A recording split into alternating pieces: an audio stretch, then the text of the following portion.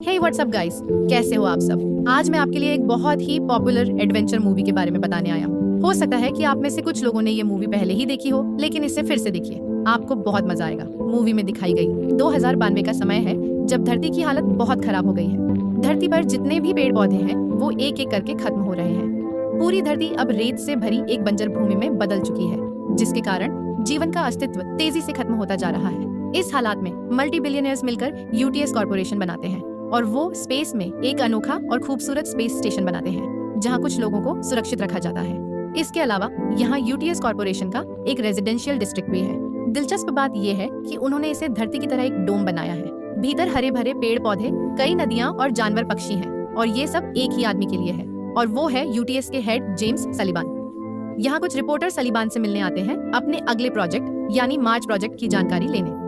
सलीबान उन्हें बताता है कि उसने मंगल ग्रह पर एक टेक्नोलॉजी का इस्तेमाल करके उसे एक ग्रीन प्लैनेट में बदल दिया है, जहां लोग आराम से सांस ले सकेंगे। जल्दी ही सभी लोग वहां शिफ्ट हो सकेंगे और अगले 4 दिनों में वो इसका ऐलान करेंगे।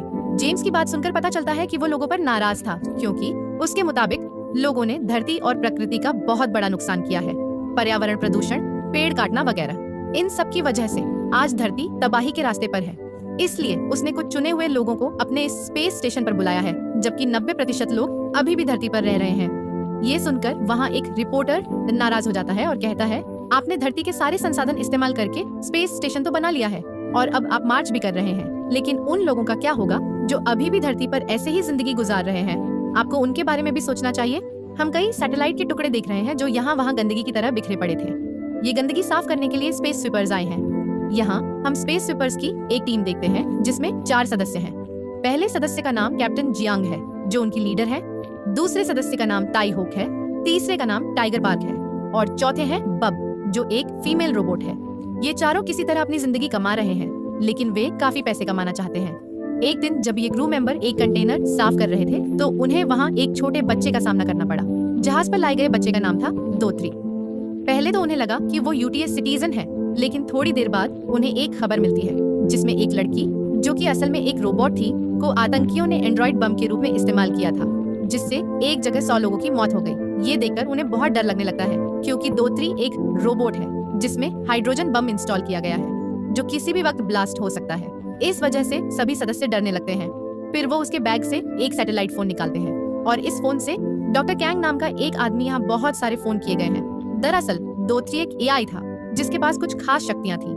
हम देखते हैं कि वह एक स्पेसशिप में एक मरे हुए पेड़ को देखता है और अपनी शक्तियों का इस्तेमाल करके उसे फिर से जिंदा कर देता है। तो मैं सबको बताना चाहता हूँ कि ब्लैक फॉक्स नाम की एक आतंकवादी संगठन दोत्री के पीछे पड़ी हुई है। हम उन्हें कॉल करते हैं और दोत्री के बदले में उनसे $2 मिलियन मांगते हैं। इससे हमारी पैसे की समस्या भी सुलझ जाएगी। इस बात पर सबको सहमति हो जाती है और फिर वे उस सैटेलाइट को फोन का इस्तेमाल करके डॉक्टर कांग नाम के उस आदमी को कॉल करता है।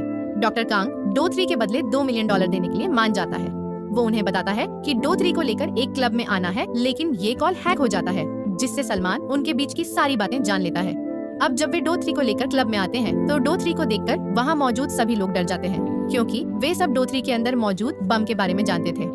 दूसरी तरफ सलमान की टीम भी वहाँ आ पहुँचती है दोत्री को पकड़ने और उसके किडनैपरों को मारने के लिए। वे दोत्री को मारने ही वाले हैं। समय दोत्री को बचाने के लिए वहाँ सालिबान की टीम आ जाती है और सब पर हमला कर देती है, लेकिन तब दोत्री टाइगर चारों ओर एक फोर्स फील्ड बना देता है, जिससे सब ब्लास्ट से बच जाते हैं और वहाँ से भागने में सफल होते हैं। इस बीच हम यूटीडीएस के हेडक्वार्टर में जाते हैं, जहाँ सालिमान थोड़ी देर पहले की घटना के बारे में जानकर काफी परेशान होते हैं। सालिमान इस समय एक मीटिंग में व्यस्त होते हैं, जहाँ से हमें उस तकनीक के बारे में पता चलता है, जिसके जरिए उन्होंने मंगल ग्रह को मनुष्यों के रहने के लिए एक हरे भरे ग्रह में बदल दिया है।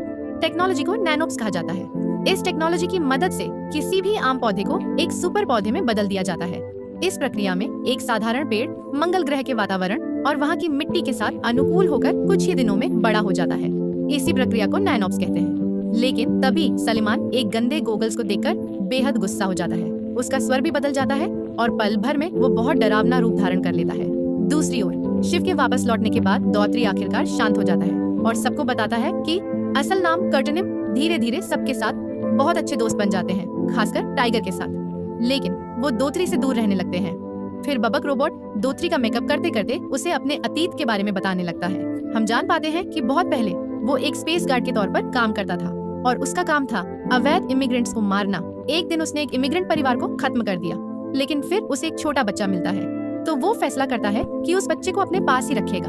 उस बच्चे का नाम था सनई। अब वो अपने साथ ही रहने लगा और उसकी देखभाल करने लगा। लेकिन जब सनोई बड़ा हुआ तो उसे पता चला कि तेज आवाज के कारण सनोई के सुनने की नसें खराब हो गई हैं, जिससे वो कानों से सुन नहीं पाता। इसलिए उसने ये ठान लिया कि अब से वो किसी को नहीं मारेगा।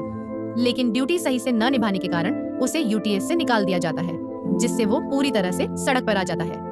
वो जुआ खेलने लगता है और इस दौरान वो सनोई को नजरअंदाज करने लगता है। एक दिन जब सनोई खाना ढूंढ रहा था, ठीक उसी समय स्पेस से कुछ बहुत बड़ा उस एरिया में आता है, जिस वजह से सब कुछ बर्बाद हो गया। वह एक जहाज के अंदर था, जिससे वह बच गया।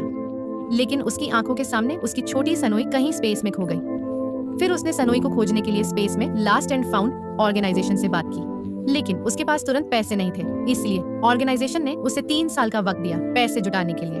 3 साल बाद वे सनोई को खोजने का मिशन खत्म करेंगे और बताएंगे कि उन्होंने सनोई को ढूंढा है या नहीं, और सनोई चाहे जहाँ हो उसे दे दिया जाएगा या तो फेंक दिया जाएगा कचरे के साथ। और यही कहानी है। इसीलिए बहुत पैसे की जरूरत है और इसी वजह से वो दोथरी के साथ कोई बॉन्डिंग नहीं करना चाह रहा है। अगले सीन में हम सालिबान का ऑफिस देखते हैं, जहाँ सालिबान उस रिपोर्टर को बंदी बना के रखा था। सालिबान के अतीत के बारे में पता चलता है कि जब वह 6 साल का था, तब एक आतंकवादी संगठन ने उसके पूरे परिवार को मार डाला, और तभी से सालिबान की ख्वाहिश थी कि वो एक बेहतर दुनिया बनाए जहाँ सब कुछ उसकी नियंत्रण में हो। ये भी पता चलता है कि उसे ना तो पृथ्वी की परवाह थी और ना ही मंगल ग्रह की। उसने पृथ्वी के संसाधनों का इस्तेमाल करके अंतरिक्ष में स्पेस स्टेशन बना लिया। इसके बाद उस रिपोर्टर को भी मार दिया जाता है। फिर देखा जाता है कि उनके जहाज के अंदर बाहर से कोई आकर डॉथरिक को किडनैप करने की कोशिश होती है, लेकिन टाइगर और उनकी वजह से वो आदमी पकड़ा जाता है। इस आदमी का नाम था करंग, जो कि ब्लैक फॉक्स नाम की उस आतंकवादी संगठन का एक सदस्य था। यहाँ एक दिलचस्प बात सामने आती है कि करंग सबको बताता है कि दोथरी असल में कोई आई नहीं है, बल्कि दोथरी एक इंसान है।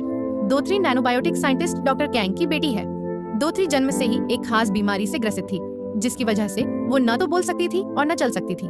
इसलिए डॉक्टर कैंग ने उसके शरीर में नैनोपॉज का इंजेक्शन लगा दिया, जिससे दोथरी पूरी तरह से ठीक हो गई। लेकिन उसके शरीर में कुछ खास पावर आ जाती है, जिससे वो बाकी नैनोपस के साथ संपर्क कर सकता है। वो बहुत कुछ कंट्रोल कर सकता है। लेकिन जब सलीबान की बातें होती हैं, तो वो दोथरी का इस्तेमाल करके पूरी पृथ्वी को छोड़कर पूरे मंगल ग्रह को ग्रीन प्लैनेट में बदल देता है। वो और कहता है कि ब्लैक फॉक्स कोई आतंकवादी ग्रुप नहीं है, बल्कि एक पर्यावरण ग्रुप है। वो बताते हैं कि जब उन्हें सलीबान की गतिविधियों के बारे में पता चलता है, तो वो सलीबान से सवाल करना शुरू कर देते हैं कि क्यों वो पृथ्वी की समस्याओं का हल नहीं निकालता, बल्कि मंगल ग्रह को ग्रीन प्लैनेट बना रहा है। रूपांतरण तो कर लिया, लेकिन तभी सालिबान स्पेस गार्ड का इस्तेमाल करके उन्हें मारने की कोशिश करता है और मीडिया का इस्तेमाल करके सबको बताता है कि वो आतंकवादी है। सालिबान के लिए इंसान एक बेहद भयानक जीव है, और जब उसका मंगल ग्रह का प्रोजेक्ट पूरा होगा तो वो जल्द ही इस धरती को भी खत्म कर देगा। यहाँ तक कि वो दोथरी को भी मार डालना चाहता है, लेकिन नैनोप्स की वजह से दोथरी बचा हुआ है। नैनोप्स को 200 मिलियन डिग्री सेल्सियस में नष्ट करना संभव है, इसलिए उसने अपनी एक फैक्ट्री में एक कोर बनाया है, एक ग्रेविटी इंजन, जहाँ वो हाइड्रोजन बम स्टोर करेगा। दोथरी को वहाँ ले जाकर फैक्ट्री को उड़ा देगा। इससे फैक्ट्री और नैनोप्स तो बर्बाद होंगे ही, साथ ही दोथरी भी मारा जाएगा और फिर ये धरती पर क्रैश करेगा, जिससे लगभग 3 बिलियन लोग मर जाएंगे। ये सब बातें चल रही थीं कि सलीमान के लोग वहाँ आकर उन पर हमला कर देते हैं। वे सब किसी तरह वहाँ से बचकर भाग निकलते हैं और भागते भागते नैनोप्स के फील्ड में पहुँच जाते हैं। लेकिन सलीमान के लोग नैनोप्स से उन पर हमला करते हैं, लेकिन दोथरी की मदद से वे बच जाते हैं। इसके बाद डॉक्टर कांग उन्हें कॉल करते हैं और उनसे मिलने के लिए कहते हैं। उनको एक खास जगह पर बुलाया जाता है और सब वहाँ पहुँच जाते हैं। वे दोथरी को डॉक्टर कांग के पास सौंपने ही वाले होते हैं, तभी सालिबान अपने रोबोट्स के साथ वहाँ आ जाता है और ब्लैक फॉक्स के सभी सदस्यों को मार डालता है, यहाँ तक कि डॉक्टर कांग को भी। लेकिन कैप्टन जांग ने अपने दांतों के अंदर एक बम छिपा रखा था, जिसे उसने एक्टिवेट कर दिया। लेकिन सालिबान उस बम के बारे में पहले से ही जानता था और उसने कैप्टन जांग के मुंह से वो बम निकालकर डिफ्यूज कर दिया। असल में कैप्टन जांग एक समय पर सालिबान का एक कुशल इंजीनियर था, लेकिन बाद में वो सलीमान के खिलाफ जाता है और उसे मारने की कोशिश करता है, लेकिन वो असफल हो जाता है। इसी वजह से वो यूटीएस से भागकर हर साल कहीं न कहीं अपनी पहचान छुपा कर रह रहा था। सलीमान ने तैत के साथ एक समझौता किया। वो कहता है कि वो तैत को $2 मिलियन देने के लिए तैयार है, लेकिन इसके बदले उसे दोथरी को सौंपना होगा। वो अपने बच्चे को बचाने के लिए बेताब था, इसलिए ना चाहने के बावजूद उसे दोथरी को सलीमान के पास दे देना पड़ता है। फिर सलीमान दोथरी को लेकर वहाँ से चला जाता है, लेकिन ये पैसे कैप्टन जेंग टाइगर और बॉब लेने के लिए तैयार नहीं है, क्योंकि वे किसी भी कीमत पर दोथरी को बचाना चाह रहे थे। ये सुनकर वो पैसे लेके वहाँ से चले गए और लास्ट एंड फाउंड में जाकर वो पैसे दे दिए। इसके बाद उन्हें सनोवे का बचा हुआ सामान मिला, जिसे देखकर वो रोने लगे। सनोवे को एक नोटबुक भी मिली, जिसमें उसने लिखा था कि वो बड़ा होकर अपने पापा की तरह एक अच्छा इंसान बनना चाहता है और सबकी मदद करना चाहता है। ये सब पढ़कर वो एकदम टूट गया और पैसे लेकर फिर से शिव के पास लौट आया और सबके सामने माफी मांगते हुए बोला कि वो दौत्री को बचाने के लिए तैयार है। इसके बाद सभी मिलकर फैक्ट्री जाने की तैयारी करता है और फैक्ट्री चला जाता है। वहाँ पहुंचकर जंक बम को डिफ्यूज करने की कोशिश करता है, लेकिन वो नाकाम रहता है और कहता है कि ये एक हाइड्रोजन बम है जिसका रेडियस 5000 किलोमीटर है। अगर ये फटता है तो इससे क्रिप्टनिक वेब बनेगा और सारे नैनो मारे जाएंगे, और जब नैनोस मारे जाएंगे तो दो फिर से पहले की तरह ठीक हो जाएंगे और एक समय बाद वो भी मर जाएगा। इसके अलावा ये इतना विनाशकारी होगा कि धरती भी तबाह हो जाएगी। अब एकमात्र तरीका था कि इस बम को 5000 किलोमीटर दूर ले जाना पड़ेगा। उसी वक्त वहाँ सालिबान और उसके लोग आ जाते हैं। टाइगर उनके साथ बहुत मारपीट करता है और सबको मार डालता है। इसके बाद वो दोथरी और उस बम के साथ वहाँ से निकल जाते हैं। अटैकिंग ड्रोन उनके पीछे आकर हमला करता है, लेकिन उसी समय कैप्टन जिंग इमरजेंसी चैनल चालू कर देता है और सभी स्पेस शिपरों से मदद मांगता है और उन्हें सालिबान के असली रूप के बारे में बताता है। ये सुनते ही सभी अपने अपने जहाज लेकर निकल पड़ते हैं और सब मिलकर उन ड्रोन को नष्ट करने लगते हैं। जब वे ऑर्बिट क्रॉस करेंगे तभी सलीमान वहाँ होगा, आकर उन पर हमला करना शुरू कर देता है। लेकिन उसे पता चलता है कि दोथरी तो उस जहाज पर था ही नहीं। हमें पता चलता है कि असल में कैप्टन जांग ने दोथरी को अपने एक दूसरे स्पेस शिपर दोस्त के जहाज पर छोड़ दिया था और अब उनके जहाज पर सिर्फ वही बम था। लेकिन उन्हें पता था कि अगर बम उनके जहाज में ही फट गया तो वे भी मर जाएंगे, इसलिए सब एक दूसरे को आखिरी बार अलविदा कह रहे थे। ये सब देखकर सालिमान बहुत गुस्से में आ जाता है, क्योंकि उसका जहाज भी उनके जहाज के पास ही था, तो अगर बम फट गया तो वो भी मरेगा। देखते देखते वहाँ एक विशाल बड़ा धमाका होता है और उस धमाके में सालिमान मर जाता है और नैनोप्स दूर होने की वजह से वो बच जाते हैं और इस दौरान नैनोप्स का इस्तेमाल करके उन चारों को बचा लेते हैं। हम देख सकते हैं कि बॉप रोबोट, जो कि असल में एक फीमेल रोबोट थी, वो लड़कियों की सिंथेटिक स्किन अपने शरीर पर लगा लेती है, जिससे वो बहुत खूबसूरत लगने लगती है। इस बीच वो चारों एक नया जहाज खरीद लेते हैं और फिर कभी कभी धरती पर जो पौधे जिंदा हैं, उनकी कहानी दिखती है, जिससे धीरे धीरे धरती का माहौल अच्छा होने लगता है। पूरा समय हमें लग रहा था कि वो अपनी बेटी की तलाश में है, यानी सोनई की खोज में, लेकिन सोनई तो दरअसल एक एक्सीडेंट में थी, वो मर गई थी। इसलिए उसकी बेटी की तलाश में वो बस यही चाहती थी कि एक बार उसे आखिरी बार देख सके। इसी वजह से वो पैसे इकट्ठा कर रही थी। फिर हम देखते हैं कि आधुनिक तकनीक का इस्तेमाल करके वो अपनी बेटी का एक रिफ्लेक्शन बनाती है, जिससे उसे अपनी बेटी को आखिरी बार अलविदा कहने का मौका मिलता है और इसी के साथ फिल्म खत्म हो जाती है।